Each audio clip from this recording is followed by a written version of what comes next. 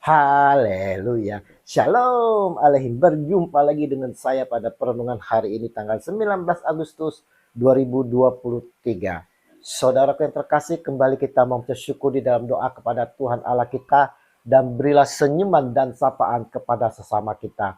Kita awali perenungan pagi hari ini dengan tanda kemenangan kita dalam nama Bapa dan Putra dan Roh Kudus. Amin. Seperti bayi yang selalu ingin air susu.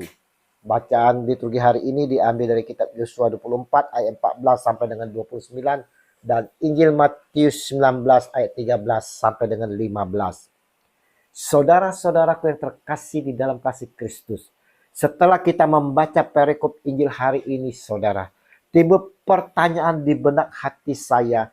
Mengapa murid-murid Yesus melarang orang membawa anak-anak kecil kepadanya? Seringkali saudara, anak-anak kecil luput dari perhatian kita. Alasannya mungkin karena kita tidak terlalu menganggap penting mereka, menganggap remeh anak-anak, tidak diperhitungkan.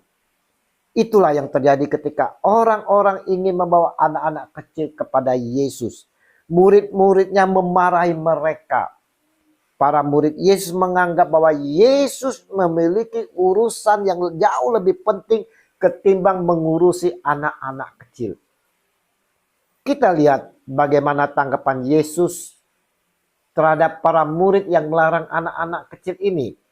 Yesus berkata, "Biarkanlah anak-anak itu, janganlah menghalang-halangi mereka datang kepadaku. Sebab orang-orang yang seperti itulah yang punya kerajaan sorga." Matius 19 ayat 14. Saudaraku, Yesus tidak sedikit pun memiliki sikap seperti para murid ini. Dia sangat menghargai dan mencintai anak-anak kecil, saudara. Dia mendoakan mereka. Peristiwa yang tampak sederhana ini bahkan sampai dicatat oleh Alkitab untuk mengajarkan kita semua betapa pentingnya kita mendoakan anak-anak kecil. Sewaktu kita mendoakan anak-anak kecil, kita sedang mengikuti teladan Yesus. Saudaraku, kita dapati bahwa Yesus banyak berbicara tentang kerajaan Allah, saudara. Dia berulang-ulang kali berbicara tentang kerajaan dan hal memasuki kerajaan. Dan perikop ini adalah salah satu contohnya.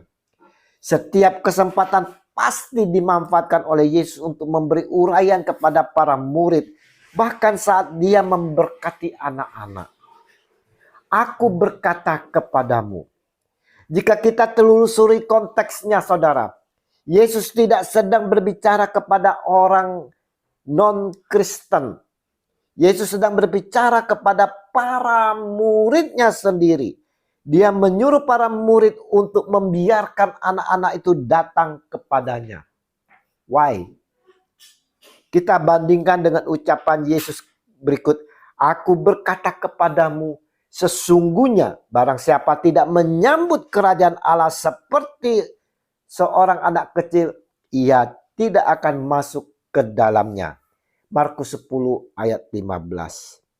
Pertanyaan yang perlu ditanyakan di dalam refleksi kita, saudara, pada hari ini. Siapakah orang-orang yang akan diselamatkan itu? Siapakah anak-anak kecil itu? Anak-anak kecil macam apa yang sedang Yesus bicarakan? Anak-anak yang bagaimana? Berapa usianya? Untuk menjawab pertanyaan ini, Injil Lukas membantu kita untuk memahaminya. Dalam Lukas 18:15 memberitahukan kita bahwa yang mereka bawa adalah balita, para bayi, dan bayi-bayi inilah yang disebut sebagai anak-anak. Dan kita tahu, saudara-saudaraku yang terkasih, bayi yaitu balita ini adalah anak-anak yang polos, tak berdaya, saudara, dan selalu menyerahkan seutuhnya hidup mereka kepada orang tuanya tanpa berpikir macam-macam. Dan inilah yang diharapkan, agar kita seperti bayi di mana selalu menyerahkan kehidupan kita kepada Dia yang menyelenggarakan kehidupan ini.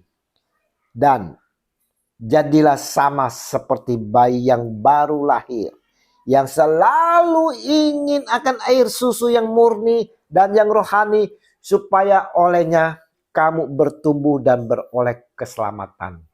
1 Petrus 2 ayat 2. Merujuk dari sikap bayi yang disebut tadi, saudaraku yang terkasih, kalau kita merasa bahwa kita ini adalah orang penting, jika kita merasa sangat berkuasa, merasa menjadi orang yang berkedudukan, terpelajar, pintar, dan dengan demikian saudara, kita bukan orang yang tidak berdaya, maka kerajaan bukan untuk kita.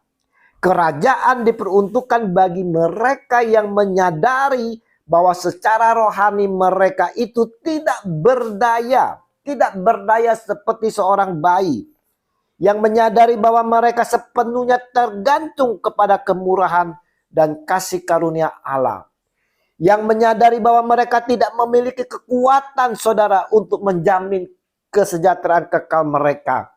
Dan mereka tahu bahwa mereka tidak mampu untuk menyelamatkan diri mereka sendiri. Perenungan hari ini kembali, saudara-saudara yang terkasih, mau mengingatkan kepada kita semua bagaimana untuk dapat masuk ke dalam kerajaan sorga. Yaitu adalah kita mau seperti anak-anak. Anak-anak bayi yang polos, penuh tak berdaya. Sama seperti bayi yang baru lahir, yang selalu ingin akan air susu yang murni dan yang rohani, supaya olehnya kamu bertumbuh dan beroleh keselamatan. 1 Petrus 2 ayat 2. Dan ketidakberdayaan itu kita harus menyadari bahwa kita sepenuhnya bergantung kepada kemurahan dan kasih karunia Allah, yang menyadari bahwa kita tidak memiliki kekuatan untuk menjamin kesejahteraan kekal kita sendiri. Dan kita tahu bahwa kita tidak mampu menyelamatkan diri kita sendiri. Maka saudara-saudaraku, kita butuh asupan susu murni yang menguatkan kita, yaitu firman Allah. Adakah kita memperhatikan anak-anak sebagai warisan surga? Sudahkah kita mengenalkan warisan itu kepada mereka, saudara? Sudahkah kita mengajak anak-anak untuk berjumpa dengan Tuhan Yesus di dalam doa? Di akhir bacaan hari ini dikatakan, lalu ia meletakkan tangannya atas mereka dan kemudian ia berangkat dari situ. Matius 19 ayat 15. Sudahkah kita meletakkan tangan kita sebagai berkat di atas kepala anak-anak kita, cucu kita, saudara? Mari saudara-saudaraku yang terkasih, kita mau merendahkan hati seperti anak-anak, seperti bayi yang tak berdaya. Dan kita juga mau selalu berdoa untuk anak-anak cucu kita. Dan kita mau memberkati mereka semua. Kasih Yesus yang begitu besar terhadap anak-anak yang datang kepadanya. Kita pun mau menyambut anak-anak dalam berkat kasih dalam Yesus, kini dan sepanjang segala abad. Amin. Dalam nama Bapa dan Putra dan Roh Kudus. Amin. Shalom Aleihim.